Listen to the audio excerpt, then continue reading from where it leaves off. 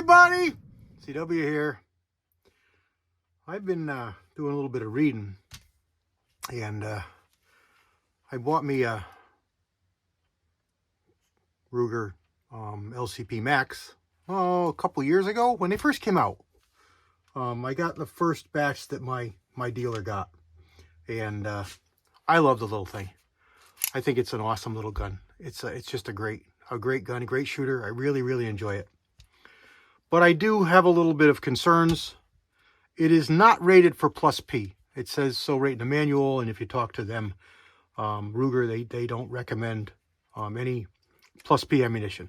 Now, I don't shoot plus P. The only factory I shoot in it is what I carry in it, and that's the HSP 102s, HST rather, 102 Federals.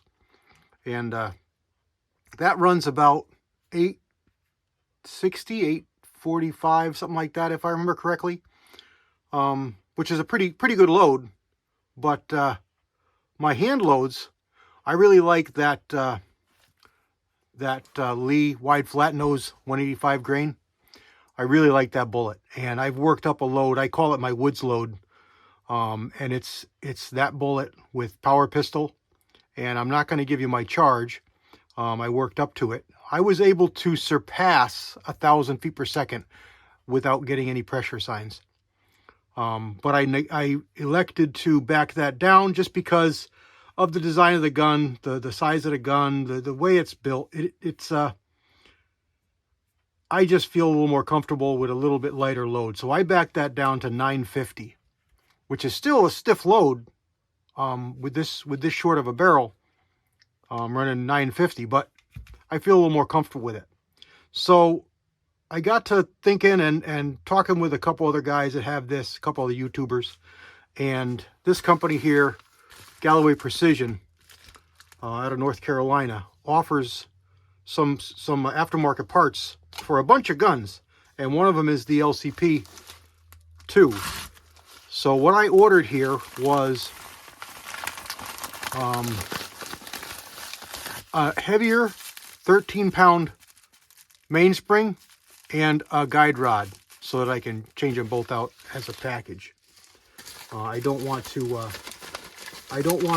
ruin the factory settings, because I carry this gun a lot, and I'm not going to carry it with these new springs and things in them until I've proven that they're really good, reliable and 100% and everything. So the cost on these is pretty reasonable. The guide rod was $16.50, and the recoil spring was $10.50. So $27. Not a big expense. And I'm gonna look and see how this goes in here and how it comes apart, and what it's gonna take to change those out and try them. I don't imagine it's gonna be a big deal, so we'll do that off camera, and I'll bring you back before I complete it so that you can see just what it is if you choose to do this for yourself. And then I also decided it was time for some new colors for our powder coat.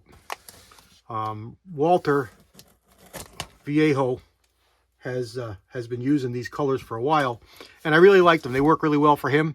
So I picked up Sinbad Purple last month, and one of these went on sale, and one of them was a regular price, so I grabbed both of them off of off of Amazon.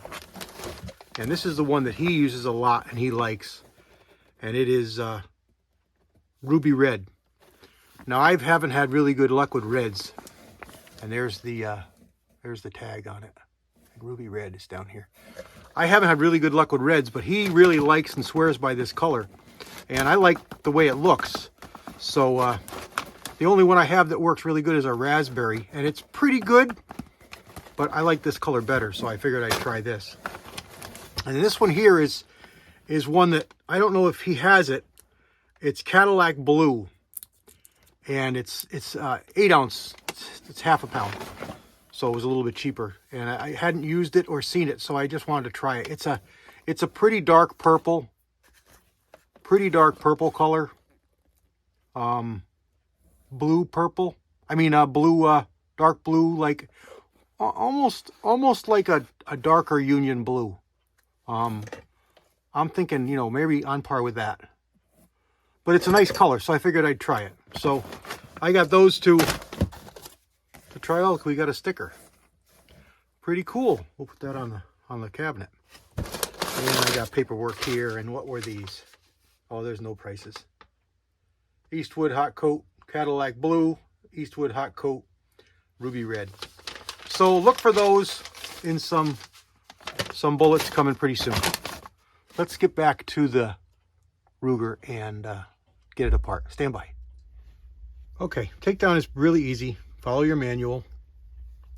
Not going to go into it because we don't want to upset YouTube with any kind of something they may be offended by. So we're just going to look at the factory parts here, and it's a 2-spring deal on the factory gun. So you've got a full-length guide rod from the factory.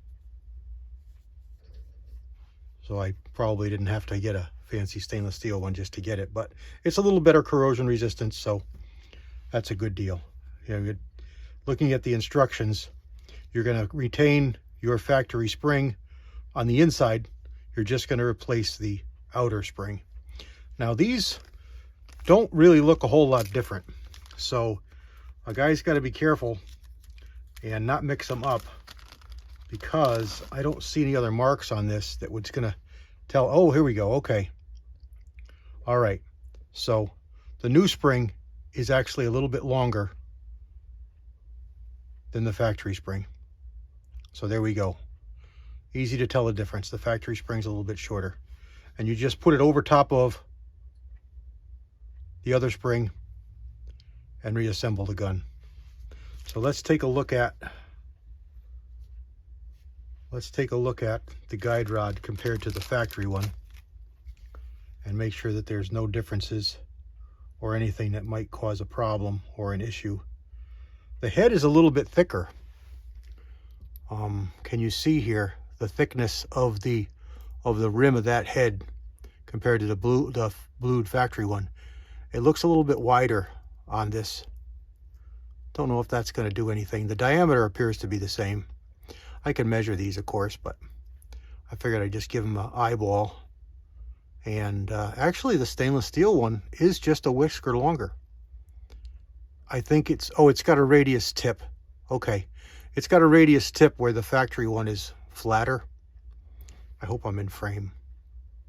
That's the only thing about this heads-up display. It's really good for you guys to see, but I can't really see what you're seeing, so I got to be careful that I'm in frame and that it's in focus.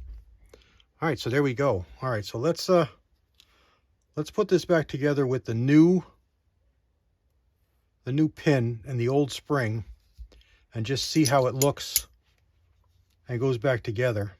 Because this being longer, okay, it's nothing. It's nothing. It's no difference. It goes right in.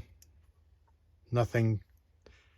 So it's gonna just poke out of the front where the factory one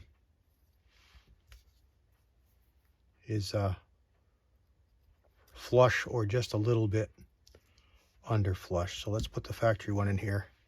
Yeah. See, the factory one is just below flush. So that's not going to change anything. That's not going to be an issue with anything. All right, so let's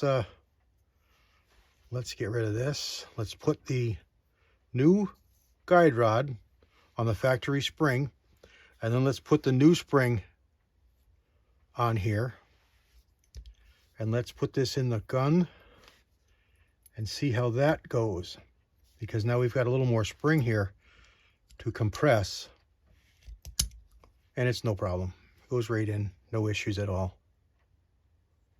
All right, so I'm just going to step out of the frame here, and I'm going to slide this back on so we don't get anybody at YouTube upset. So that's what I've done here. I slid the slide on. All right, we were able to lock it back without a problem. Get our reassembly pin back in. with our barrel in the proper position. All right.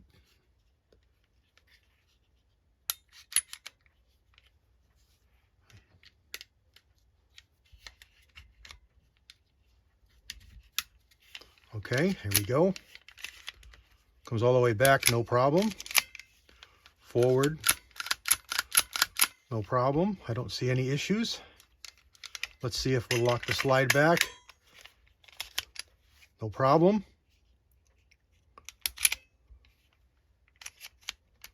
I think it's going to be a non-issue. The only thing is going to be is, you know, is any light-loaded 380s going to be not enough to work the slide.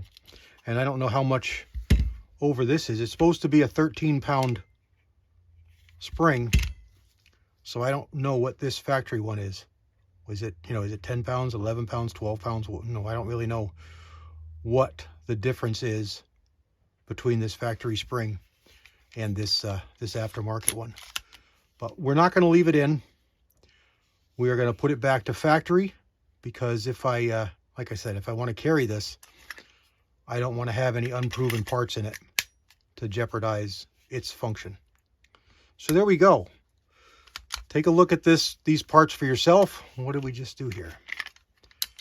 All right, everything's fine. I thought the slide wouldn't drop. If this is a gun you've got and you're shooting heavier loads in it, again, it's not recommended to shoot plus Ps, and I'm certainly not, but I am shooting heavy hand loads. So I thought it was a good idea so we don't beat up the gun, and maybe it makes it shoot a little better, a little more accurate, or better velocity, because of, you know, the slide staying closed a little bit longer, the infinite second longer. But we'll find out with testing. So there we go, guys. Galloway Precision out of North Carolina. Springs and pins and such. They carry stuff for a number of different guns, so this isn't the only one, but this is what I bought the parts from them today. So give them a check out, and it might be a worthwhile upgrade. Hopefully I can get to the range pretty soon and shoot this, and I can report back, and you'll see it on the video just how it works. God bless everybody. CW out.